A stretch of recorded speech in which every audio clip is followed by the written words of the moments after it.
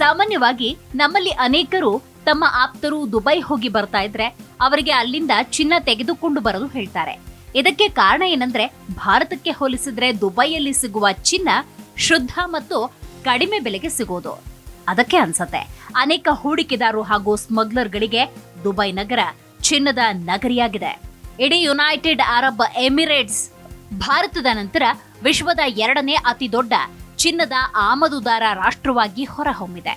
Dubai ಚಿನ್ನ ಮತ್ತು ಸರಕು ವಿನಿಮಯ ಕೇಂದ್ರ ಮತ್ತು ನಗರದ ಪ್ರಸಿದ್ಧ ಚಿನ್ನದ ಸೌಕಳು ಜಾಗತಿಕ ಚಿನ್ನದ ಮಾರುಕಟ್ಟೆಯಲ್ಲಿ ಚಿನ್ನದ ಶಕ್ತಿಗೆ ಸಾಕ್ಷಿಯಾಗಿದೆ. ದುಬೈನಲ್ಲಿ ಸಿಗುವ ಚಿನ್ನದ ಹೊಳಪು ಲಕ್ಷಾಂತರ ಪ್ರವಾಸಿಗರನ್ನ ಆಕರ್ಷಿಸುತ್ತೆ.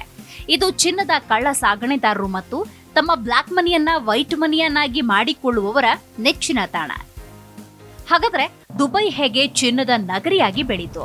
ಚಿಲ್ಲರೆ ವ್ಯಾಪಾರಿಗಳು, ಹೂಡಿಕೆದಾರರು, ಪ್ರವಾಸಿಗರ ಕೇಂದ್ರವಾಗಿರುವ ಡೇರಾದಲ್ಲಿರುವ ಐಕಾನಿಕ್ ದುಬೈ ಗೋಲ್ಡ್ ಸೌಕ್ 1900ರ ದಶಕದ ಆರಂಭದಲ್ಲಿ ಅಸ್ತಿತ್ವಕ್ಕೆ ಬರುತ್ತೆ.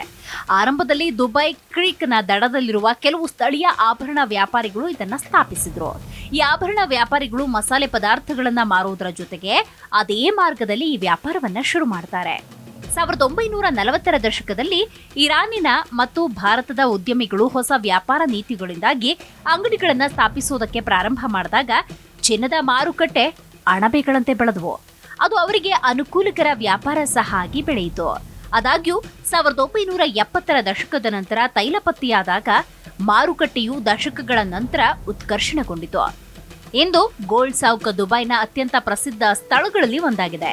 ಇದು 300ಕ್ಕೂ ಹೆಚ್ಚು ಚಿಲ್ಲರೆ ವ್ಯಾಪಾರಿಗಳು, ಹೂಡಿಕೆದಾರರು, ಲಕ್ಷಾಂತರ ಪ್ರವಾಸಿಗರನ್ನ ಹೊಂದಿದೆ. ದುಬೈ ಸರ್ಕಾರ ಹಲವಾರು ವರ್ಷಗಳಿಂದ ನಗರದಲ್ಲಿ ಚಿನ್ನದ ವ್ಯಾಪಾರವನ್ನ ಘೋಷಿಸಿದೆ. 2002ರಲ್ಲಿ ದುಬೈ ಮಲ್ಟಿ ಕಮೋಡಿಟಿ ಸೆಂಟರ್ ಸ್ಥಾಪನೆ ಅಲ್ಲಿನ ಸರ್ಕಾರ ತೆಗೆದುಕೊಂಡ ಉಪಕ್ರಮ. ಹಾಗಾದ್ರೆ ಭಾರತಕ್ಕೆ ಹೋಲಿಸಿದ್ರೆ ದುಬೈನಲ್ಲಿ ಚಿನ್ನ ಯಾಕೆ ಅಗ್ಗವಾಗಿದೆ?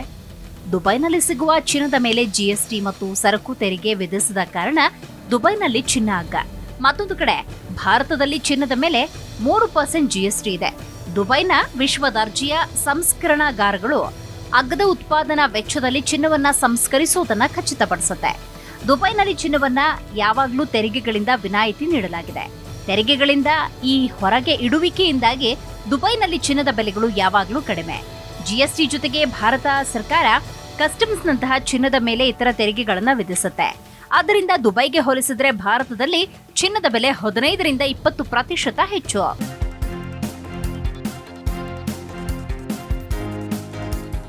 ಯುಎಇ ಕಳ್ಳ ಸಾಗಣೆ ಕೇಂದ್ರವಾಗಿ ಹಾಗಾದ್ರೆ ಹೇಗೆ ಮಾರ್ಪಟ್ಟಿತು? ಇದು ಬಹಳ ಮುಖ್ಯ ವಿಚಾರ. ಕಾಲಾನಂತರದಲ್ಲಿ ಯುಎಇ, ಅದರಲ್ಲೂ ವಿಶೇಷವಾಗಿ ದುಬೈ, ಈ ಅಮೂಲ್ಯ ಲೋಹಕ್ಕೆ ಬೆಳೀತಾ ಇರುವ ಮಾರುಕಟ್ಟೆಗಳಲ್ಲಿ ಒಂದಾಗಿ ತನ್ನನ್ನು ತಾನು ಸ್ಥಾಪಿಸಿಕೊಂಡಿದೆ. ಸಂಸ್ಕರಣಾಗಾರಗಳು ಮತ್ತು ದುಬೈ ಗೋಲ್ಡ್ ಸೌಕ್ ಯುಎಇಯ ಪ್ರಮುಖ ಚಿನ್ನದ ಕೇಂದ್ರಗಳಲ್ಲಿ ಒಂದಾಗಿ ತನ್ನ ಸ್ಥಾನವನ್ನ ಮತ್ತಷ್ಟು ವಿಸ್ತರಿಸಿಕೊಂಡಿವೆ, ಭದ್ರಪಡಿಸಿಕೊಂಡಿವೆ.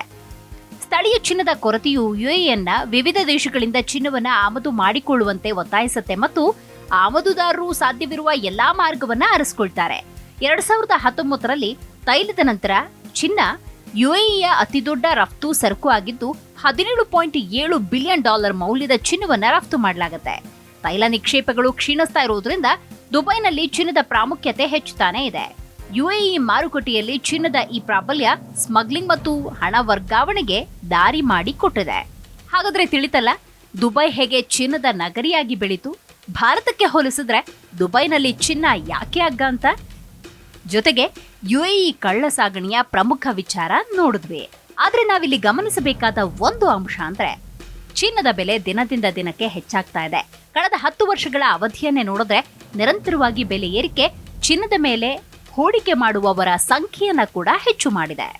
ಹೌದು, ಶತಮಾನಗಳಿಂದ ಚಿನ್ನ ಮತ್ತು ಬೆಳ್ಳಿಯನ್ನ ಬೆಲೆಬಾಳುವ ವಸ್ತು, ಸಂಪತ್ತಿನ ಸಂಕೇತ, ಆಭರಣ ಅಂತ ಪರಿಗಣಿಸಲಾಗಿದೆ. ಎರಡೂ ಲೋಹಗಳು ಆರ್ಥಿಕ ಮತ್ತು ಸಾಂಸ್ಕೃತಿಕ ಅಭಿವೃದ್ಧಿಯಲ್ಲಿ ಮಹತ್ವದ ಪಾತ್ರವನ್ನ ವಹಿಸಿದೆ. ಪ್ರಸ್ತುತ ಆರ್ಥಿಕ ಅನಿಶ್ಚಿತತೆಗಳ ವಿರುದ್ಧ ಸಂಭಾವ್ಯ ಹೂಡಿಕೆಯ ಆಯ್ಕೆಯಾಗಿ ಚಿನ್ನ ಮತ್ತು ಬೆಳ್ಳಿ ನಿರ್ಣಾಯಕ ಪಾತ್ರ ವಹಿಸ್ತಾ ಇದೆ. ಕಷ್ಟದ ಸಂದರ್ಭದಲ್ಲಿ ಹಣ ಇಲ್ಲದಿದ್ರೂ ಚಿನ್ನ ಇದೆಯಲ್ಲ ಅನ್ನೋ ಧೈರ್ಯ ನೀಡುತ್ತೆ ಈ ಹಳದಿ ಲೋಹ. ಇತ್ತೀಚಿನ ದಿನಗಳಲ್ಲಿ ದಿನೇ ದಿನೇ ಬಂಗಾರದ ಬೆಲೆ ಏರುತ್ತಿರುವುದು ಹಲವರಿಗೆ ತಲೆನೋವು. ಆದರೆ ಇನ್ನು ಕೆಲವರು ಚಿನ್ನದ ಮೇಲೆ ಹೂಡಿಕೆ ಮಾಡುತ್ತಿದ್ದಾರೆ. ಸ್ಥಳೀಯವಾಗಿ ಆಭರಣ ತಯಾರಕರು ಮತ್ತು ಚಿಲ್ಲರೆ ಮಾರಾಟಗಾರರ ಬೇಡಿಕೆಯ ಹಿನ್ನೆಲೆ ಅಂತಾರಾಷ್ಟ್ರೀಯ ವಿದ್ಯಮಾನಗಳಿಂದ ಚಿನ್ನದ ದರ ಏರ್ತಾನೆ ಇದೆ.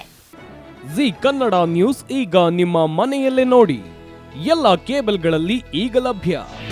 ನಿಮ್ಮ ನೆಚ್ಚಿನ ಜಿ ಕನ್ನಡ ನ್ಯೂಸ್ ಈಗ ಸನ್ ಡೈರೆಕ್ಟ್ ನಲ್ಲಿ number 292, Tata play number 1664, Jio TV number 1334, NXT digital number 30, in cable number 30, city networks 51, U digital number 162, GTPL number 17, Rockline telecommunications number 42, Shri Basaveshwara cable number 168, rural cable network 60, Vinayaka digital 57, Abhishek cable 821, city channel 53, Siddeshwara cable network 57, ವಿ4 digital infotech 628, Surya digital networks 53, Gajanan digital number 836, Malnad infotech private limited number